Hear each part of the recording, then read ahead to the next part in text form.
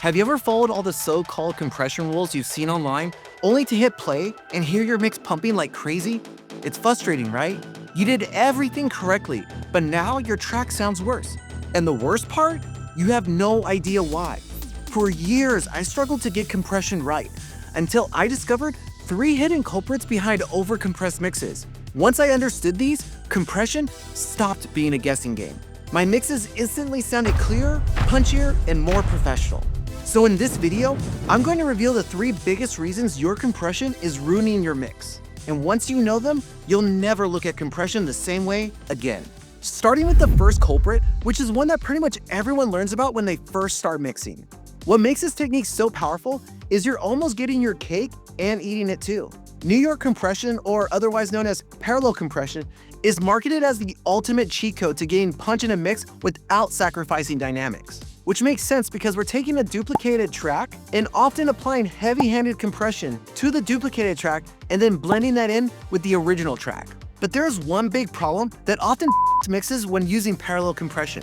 Often when we were first setting up parallel compression, it's done in isolation from the rest of the mix. And having the tracks in solo while dialing in your compression is a huge no-no. For example, you've got a vocal track going to a vocal bus. And on that bus, you have a vocal compressor acting as the glue compressor for all the vocals going into the bus. When you solo the vocal track and the parallel vocal track, you are only feeding 2 sources of the entire assortment of the tracks. This is giving you a false positive of how the parallel compressor actually sounds. And more often than not, when you bring all the tracks back into the mix, you find yourself fiddling with the parallel compressor even more than when it was in solo. The levels have now changed and you're pulling your hair out.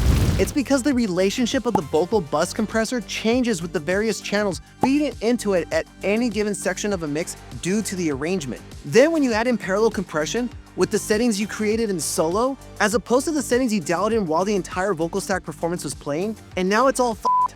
Compressors introduce movement, and parallel compression adds in new movement to your mix. And another area of compression in a mix that will cause you to fight with your compressors is a really powerful form of compression that on the surface seems like the holy grail for so many issues in a mix. Thanks to its ability to take an audio signal and split it into multiple sections, giving you the power to manipulate the dynamics of whichever frequency range of the audio you choose. Multiband compression is awesome and a very powerful tool, but like the problem we ran into with mishandling parallel compression, multiband compression in the wrong hands can cause tracks in a mix to end up fighting and can easily be the biggest culprit behind extremely awful pumping artifacts in a mix. It makes sense when you think about it. Instead of having one compressor that is compressing the entire audio signal globally, you're breaking down that same audio signal into 2 or more frequency bands, and you can either compress each band or a select few. But each band is its own life force. For example, not dialing in the attack and release settings properly can have your low end extending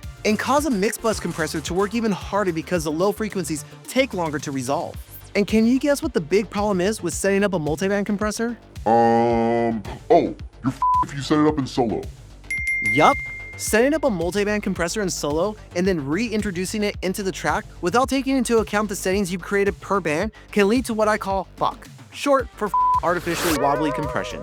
And it's not like tape wobble compression. It's more like when you take a long saw or a thin piece of metal and wobble it. You get that wobbly metal bounce sound. That is what's happening with multiband compression. When all the bands are working so independently from each other that instead of being set to make a more dynamically uniform sound across the entire frequency spectrum, you end up with a weird artificial compression wobble that f***s up the entire mix.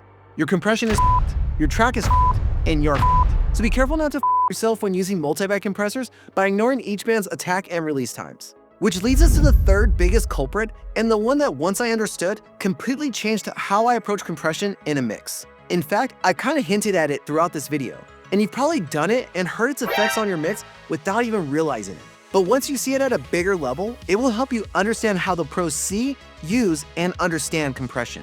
And you won't have to struggle through years of tracks and terrible pumping mixes to figure it out. You're welcome, YouTube. I'm out here doing the audio lord's work. To make sure we're all on the same page, let's break down the signal flow of everything we've discussed in this video. We've got a vocal track and a duplicated vocal track that has our parallel compression processing. This is all heading to a vocal bus, which is heading into a mix bus with the mix bus compressor. Then we're going to add a multiband compressor to our main vocal track. So at a micro level, everything looks right, and I bet you're wondering, Alright, John, so what's the big compression conspiracy? So we see all these compressors working together, or at least that's the ideal goal, right? But what if the way you've been thinking and using compression has been wrong all along? Because there's typically just one or two singular compressors in a mix. These compressors are the only ones that won't screw things up so badly because they're the top of the mix food chain. See, compression is hardly ever linear in a mix, but in fact works in series. All that means is that the sound of one compressor is affected by another before it. You've probably done this with vocals, as one of the most popular vocal chains is using an LA2A that gets fed into an LA76 compressor. The LA2A is used to create a more even tone, and the 1176 to catch any of the peaks. These compressors are working in series at a smaller level within the track. If we take a wider look at a mix, once we set up our mix bus, every compressor before it at a bus level and track level is going to alter the way our main mix bus compressor behaves. And this is especially true when you add in parallel compressors and multiband compressors. And break the cardinal rule of creating settings for each in solo as opposed to in context of the entire mix, as well as not reviewing your gain structure to ensure your mix bus isn't being pushed over the top undesirably at any point. Which is why finding the busiest section of a song, such as a chorus or a bridge, where the most dense arrangement of the song lives, is going to be key in setting up all your compressors accordingly. Compression alters the dynamics of an instrument, and the dynamics alter the balance of your mix. Context processing is how you'll learn to master how and what to compress in each mix. But before you run off and start unlocking the next level to your mixing, you'll want to know what other mistakes you're possibly making that are holding your mixes back. Which is why you'll want to watch this video right here, where pro mixers reveal mistakes that are wrecking your mixes.